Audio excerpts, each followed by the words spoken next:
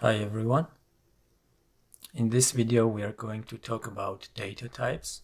We already have some idea about variables, and now we need to understand what can we store in variables, or more precisely what we can assign to variables. So saying store in variables is not correct technically, because whatever data we store in the memory, in some blocks of memory, and the variables are just aliases to those blocks of memory they refer to.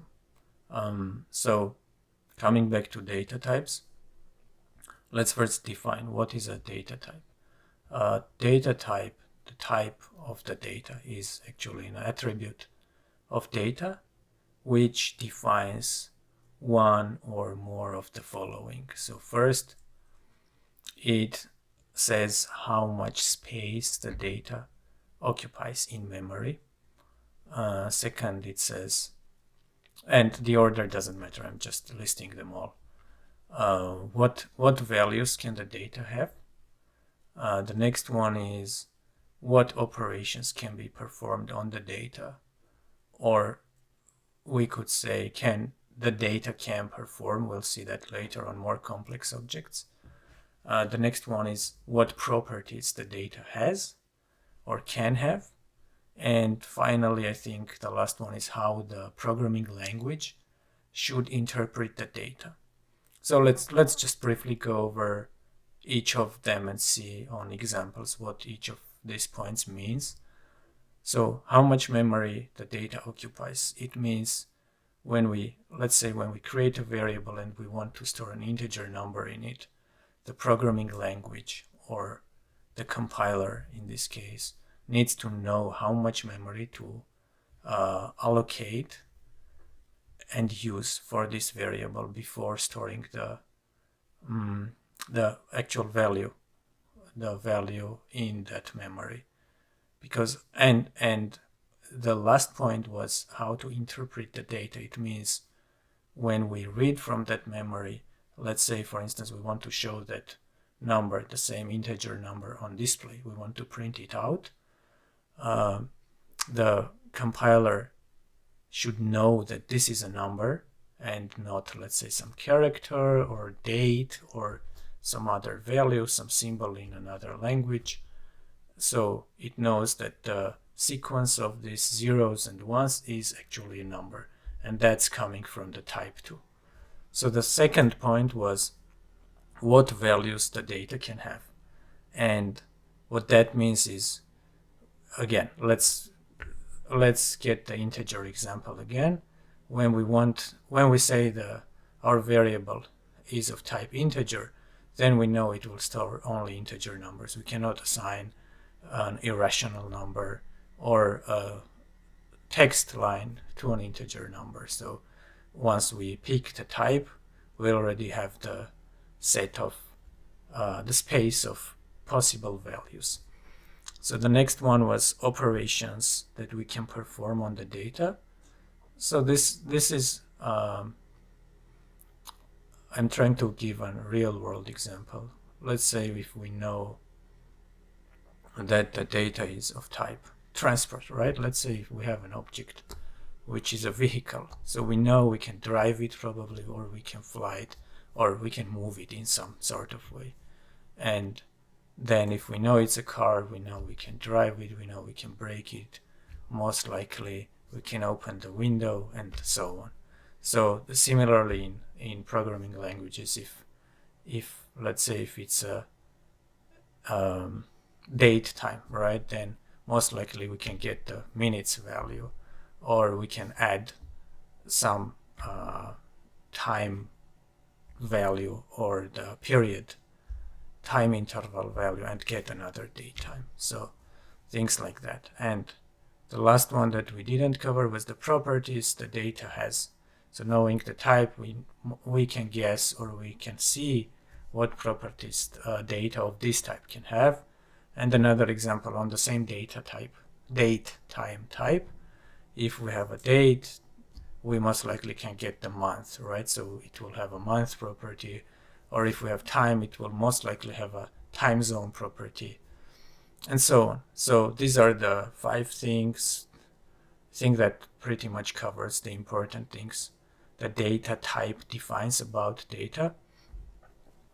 And as I said, so to give parallels with like real world, we can say, so about the size, how much size it occupies, right? Let's say you want to carry something. You go to U-Haul and you want to rent a truck.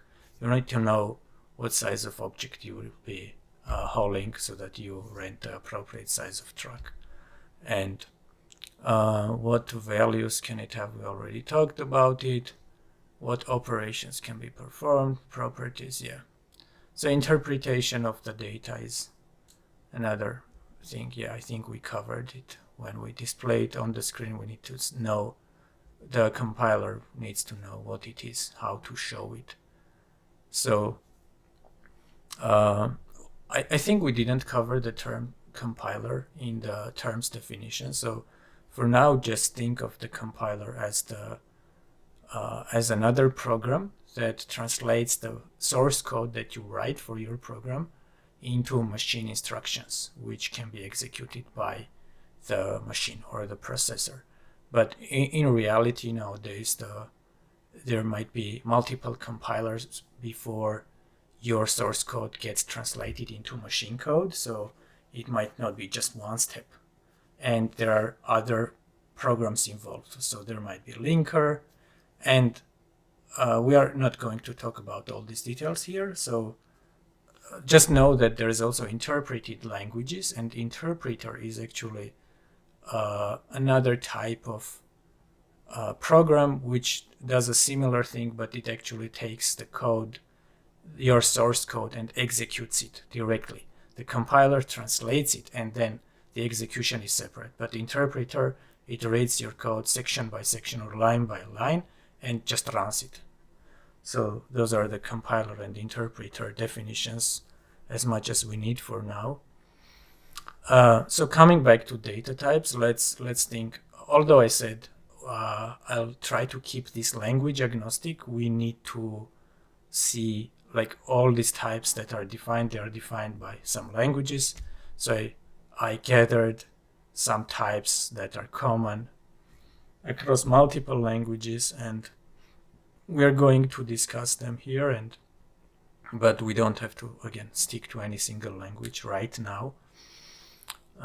So there are 2 classifications of data types. One is primitive versus non-primitive, and primitive data types refer to those types that are defined by the programming language or the specification of that language, and they are supported at the lowest level of the language.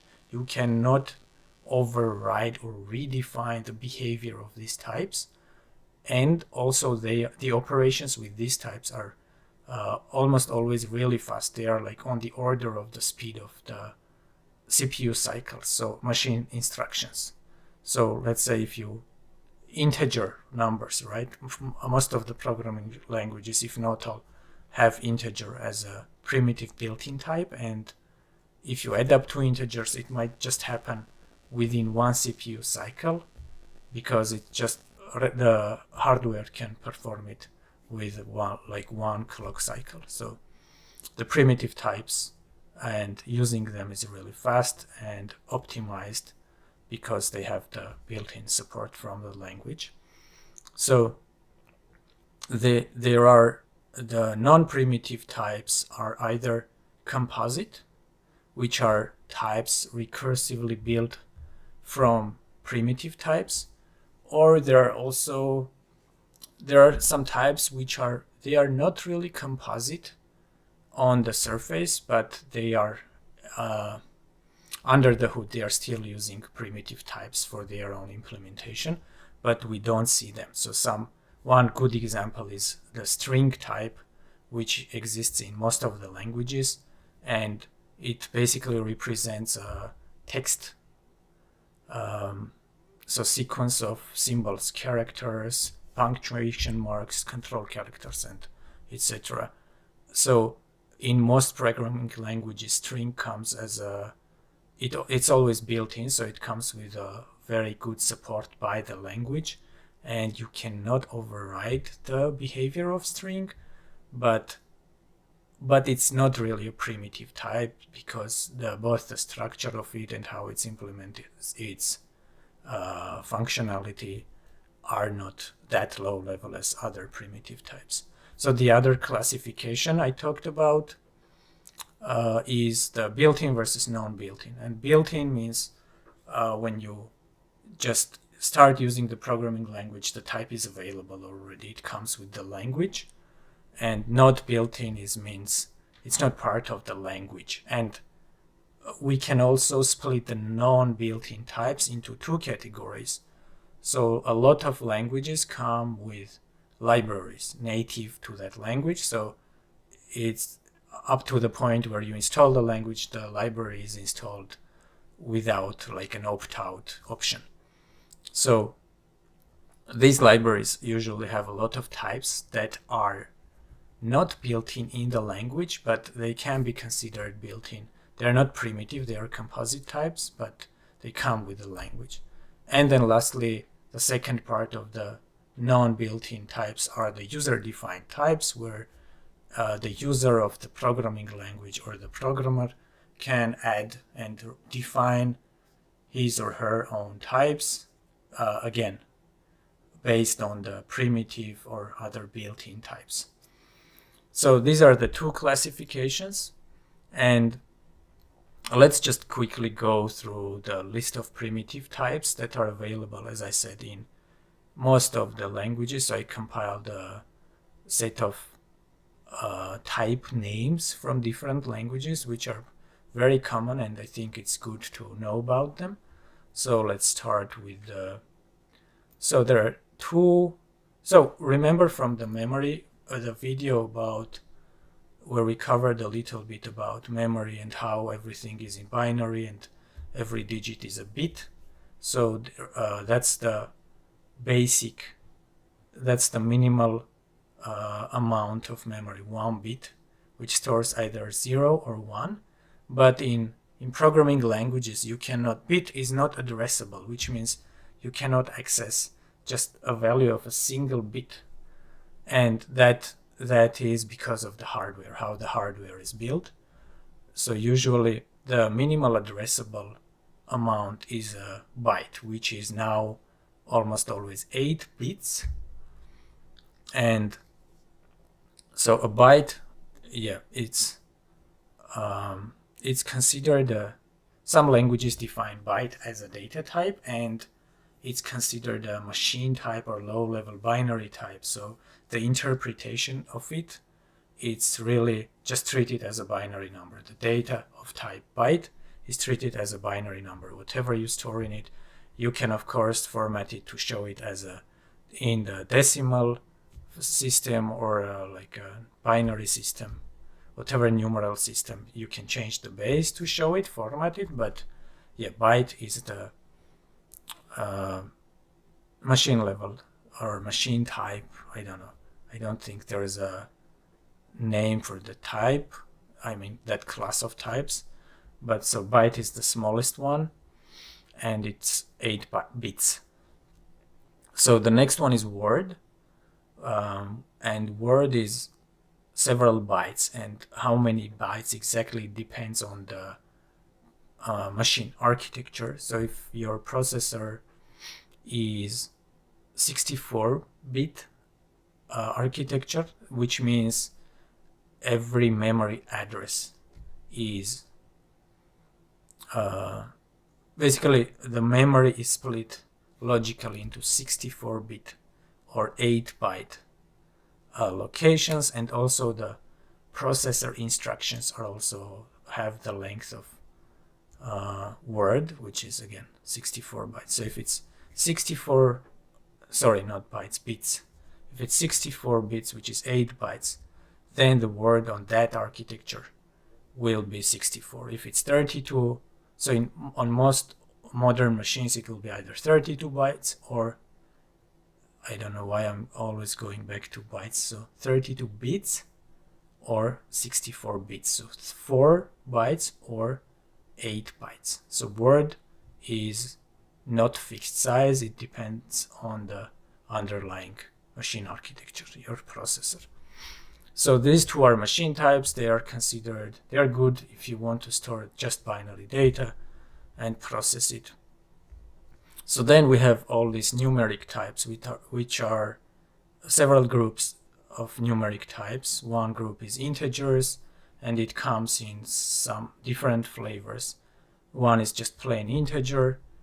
There is short integer, long integer, which are not different in behavior, but they just define how much more or much less space the data takes. So, and that in its turn means how big or how small numbers you can store in that space. And then there are signed flavor and unsigned flavor of all these types, which means unsigned means basically you cannot store negative numbers, and signed is negative and positive and zero also. So then we have floating point types, which are usually float and double. And floating point means you can store any non-integer number that you can represent with basically a decimal rational number. I forgot the term for that. But let's say if you want to store 3.14 as a pi, then that's the float is good enough. Double takes the twice as much size in space in memory, so it allows you much more bigger numbers and higher precision. So precision here means, so since there is a limited space of digits you can store for what comes after the point, and it's not just the digits after the point that actually are stored in memory, it's a different schema, you can read about it. But yeah, since it's still limited, you cannot store any real number. It will always be an approximation to the nearest number that can be precisely represented by this schema. And then there are fixed point numbers types in some languages, like decimal or fixed, and they have it's similar to float, but they have fixed number of digits after the point. So if you want to store currency or something like that, you can use this. So I think that covers the numeric types. Then we have a character type. So character is similar to byte in terms of size. So it takes 1 byte usually, or 2 bytes, depending on what encoding is selected or by default is used by the language. So if it's Unicode UTF-16, it will be most likely 2 bytes. If it's an ASCII character, it might fit in 1 byte. So yeah, character represents basically a single letter, a digit, punctuation mark, a space, or even control characters, which are not visible when printed. So that's the character type, and in some languages it calls char or char, yes, that's how it's pronounced, or a full character. Then the next one is Boolean. This is very important. I think it exists in all languages because it's the base for conditions. And Boolean is a type that has only 2 values, true or false, or true and false. So true is usually represented by 1.